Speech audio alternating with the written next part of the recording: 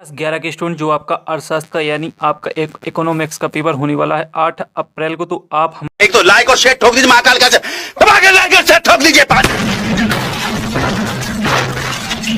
पूरा साल मेहनत करता हूं आपके लिए बेटा, ऐसा नहीं चलेगा, ऐसा नहीं चलेगा। हम लेकर आ चुके हैं आपके लिए अर्थशास्त्र का पेपर और साथ ही आप देख सकते हैं कक्षा 11वीं वार्षिक परीक्षा 2022-23 और साथ ही जो आपका अर्थशास्त्र का पेपर है वो आपका 8 अप्रैल को होने वाला है। तो स्टूडेंट्स इस वीडियो में संपूर्ण क्वेश्चन और साथ ही संपूर्ण सॉल्यूशन हम इसी वीडियो में देखने वाले हैं। तो वीडियो को लाइक एंड चैनल को सब्सक्राइब जरूर करें। और साथ ही आप देख सकते हैं जो आपका इकोनॉमिक्स का पेपर है वो आपका 80 नंबर का रहेगा और इसमें टोटल आपके 23 क्वेश्चन रहेंगे। आपको इस पेपर को हल करने में टोटल 3 घंटे के समय मिलेगा। तो स्टूडेंट सभी क्वेश्चनों को हम देखेंगे और साथ ही संपूर्ण क्वेश्चन अर्थशास्त्र के पेपर के देखने वाले हैं। तो वीडियो को लाइक एंड चैनल को सब्सक्राइब जरूर करें।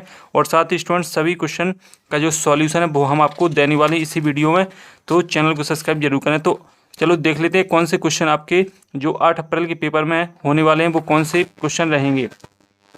तो स्टूडेंट जो आपका पहला क्वेश्चन रहेगा वो आपका क्वेश्चन रहेगा सही विकल्प। तो सही विकल्प आपका पहला क्वेश्चन रहेगा, सही विकल्प चुनकर लिखिए। तो आपके 6 नंबर के सही विकल्प रहेंगे। और साथ ही जो आपका सही विकल्प रहेगा वो पहला क्वेश्चन देख लें आप। अर्थशास्त्र के विभाग होते हैं 2, 3, 4, 5। तो इसमें आपका राइट आंसर 5 रहेगा। इसके बाद दूसरा है आंकड़ों के वर्गीकरण में पहला कदम, वर्गीकरण, सारणीय विश्लेषण और निर्वाचन। तो इसमें जो आपका राइट आंसर है वो आपका वर्गीकरण हो जाएगा। और इसके बाद है नेक्स्ट क्वेश्चन तीसरा, माध्यिका को कहा जाता है। माध्यिका को क्या कहा जाता है? तो इसमें जो आपका राइट आंसर है वो आपका औसत हो जाएगा। इसके बाद आपका चौथा विकल्प है हमारे देश में नीति आयोग कब गठित हुई? 1 जनवरी 2014, 1 जनवरी 2015, 1 अप्रैल 2015, 1 जनवरी 2016। तो जो इसमें आपका राइट आंसर है वो आपका 1 जनवरी 2015 हो जाएगा। इसके बाद है आपका हरित क्रांति के जनक MS स्वामीनाथन, मोरारजी देसाई, इंदिरा गांधी, T बालकृष्णन। तो इसमें जो आपका राइट आंसर है वो हो जाएगा MS स्वामीनाथन। इसके बाद है आपका अगला क्वेश्चन, राष्ट्रीय आय में सतत एवं दीर्घकालीन वृद्धि किसकी विशेषता है? तो इसमें आपका राइट आंसर आर्थिक विकास राइट आंसर हो जाएगा। इसके बाद बात करेंगे और जो स्टूडेंट्स इंग्लिश मीडियम से है वो इंग्लिश मीडियम से भी जो ये पेपर है उनका हल सॉल्यूशन देख सकते हैं। तो आपका संपूर्ण क्वेश्चन इंग्लिश मीडियम में भी दिए गए हैं। इसके बाद है आपका रिक्त स्थान आपके रहेंगे 7 नंबर के। और साथ ही स्टूडेंट्स इस जो आपका रिक्त स्थान पहला डॉट डॉट में समग्र की प्रत्येक इकाई का अध्ययन किया जाता है। तो इसका जो आपका राइट आंसर रहेगा वो मैं आपको बताता हूँ। तो आपका राइट आंसर रहेगा संगणना विधि। संगणना विधि आपका जो रहेगा पहला खाली स्थान का राइट आंसर रहेगा। इसके बाद है आपका परिमाप विचलन गुणांक का सूत्र। तो इसका आपका राइट आंसर रहेगा फाई या एक्स। तो इस प्रकार से रहेगा। इस प्रकार से संबंध तकनीक की खोज डॉट डॉट ने की। तो इसमें आपका जो राइट आंसर है वो आपका हो जाएगा कार्ल पियर्सन। इसके बाद है PO प्रदर्शित करता है डॉट डॉट वर्ष का मूल। तो इसमें आपका हो जाएगा आधार वर्ष।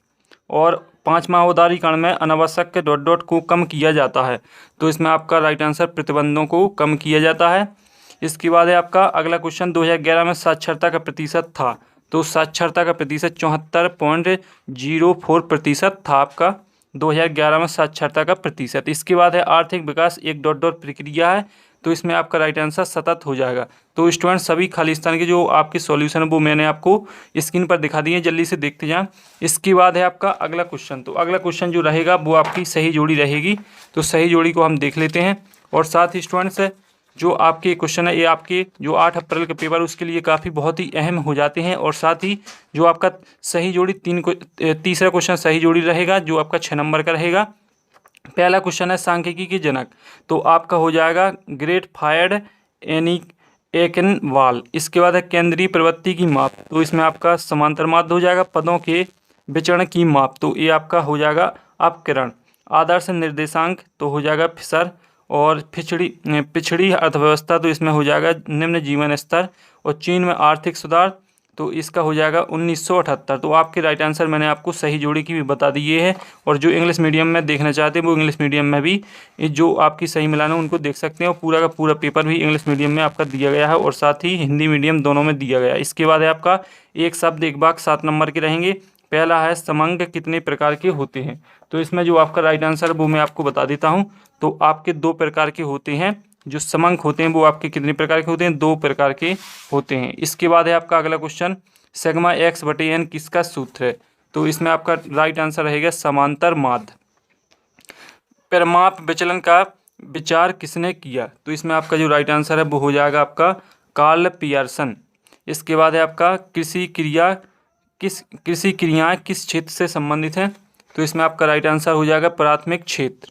और इसके बाद है आपका निजी क्षेत्र द्वारा सार्वजनिक क्षेत्र के उद्योगों पर पूर्ण रूप से स्वामित्व प्राप्त करना क्या कहलाता है? तो इसमें आपका जो राइट आंसर है वो हो जाएगा निजीकरण। इसके बाद है आपका कीमत में वृद्धि का विनियोग पर क्या प्रभाव पड़ता है? तो इसमें आपको लिख लेना है विपरीत प्रभाव। और इसके बाद है आर्थिक विकास का आधार क्या है? तो आर्थिक विकास का आधार है आर्थिक कल्याण। तो ये आपके राइट आंसर रहेंगे। एक शब्द एक वाक्य आप देख लें अच्छे तरीके से, अपने जो सही आंसर है उनको मिला लें। इसके बाद है आपके सत्ता रहेंगे आपके स्टूडेंट्स 6 नंबर की। तो 6 नंबर में जो आपका पहला है माध्यिका की बीजगणितीय विवेचना संभव नहीं है। तो इसका जो आपका राइट आंसर रहेगा वो मैं आपको बताता हूँ। तो इसका जो राइट आंसर है वो आपका रहेगा सत्य। तो पहला आपका सत्य हो जाएगा। और इसके बाद हम निर्देशांक पर पूर्ण विश्वास कर सकते हैं, तो आपका ये रहेगा असत्य। और इसके बाद है आपका ब्रिटिश काल में कच्चे माल का आयात किया जाता था। तो इसमें इसका आपका असत्य हो जाएगा। और साथ ही इसके बाद है आपका अगला क्वेश्चन। तो जो आपका अगला क्वेश्चन है 1991 की औद्योगिक नीति में लाइसेंस में ढील दी गई। तो इसका आपका हो जाएगा सत्य, देख लें सत्य हो जाएगा। इसके बाद मानवीय पूंजी से उत्पादन में वृद्धि होती है। तो इसका आपका राइट आंसर हो जाएगा सत्य। और इसके बाद भारत भौगोलिक दृष्टि से दक्षिण एशिया का सबसे बड़ा देश है। तो इसका आपका असत्य हो जाएगा। तो सत्य आपके मैंने आपको संपूर्ण सॉल्यूशन दे दिया है। अब बढ़ते हैं आगे। तो जो अगला आपका क्वेश्चन रहेगा वो आपका रहेगा 2 नंबर का क्वेश्चन। और साथ ही स्टूडेंट्स है जो आपके 2 नंबर के क्वेश्चन है इनका सॉल्यूशन और साथ ही संपूर्ण क्वेश्चन हम देखेंगे। तो आपका 6वां क्वेश्चन अर्थशास्त्र से आप क्या समझते हैं और सांख्यिकी के 2 कांड लिखिए। तो आपके 2 नंबर में अथवा रहेगा और आपको 2 में से किसी एक को आंसर दे देना है। तो इनका सॉल्यूशन हम वीडियो के एंड में देखेंगे। आप क्वेश्चन को हम पहले आपको समझा देते हैं। इसके बाद है प्राथमिक समांक किसे कहते हैं? द्वितीयक आंकड़ों के क्या स्रोत हैं? 8वां है आपका समांकों के वर्गीकरण से क्या आशय है? 12वां अंतर वितरण क्या है समझाइए। तो 2 नंबर के हैं, आप 2 में से किसी एक को कर सकते हैं। इसके बाद है समांतर माध्य का खंडित श्रेणी में सूत्र लिखिए और भूयिष्टिक के 2 गुण लिखिए। अपकरण से क्या आशय है? लॉरेंज वक्र के कोई 2 गुण। तो आपके सभी क्वेश्चन अभी 2 नंबर के हैं। और साथ ही स्टूडेंट जो आपका अगला क्वेश्चन है वो है बाजार अर्थव्यवस्था का अर्थ बताइए। तृतीयक क्षेत्र के उदाहरण लिखिए। 12वां है नागपुर योजना क्या है? हरित क्रांति से क्या आशय है?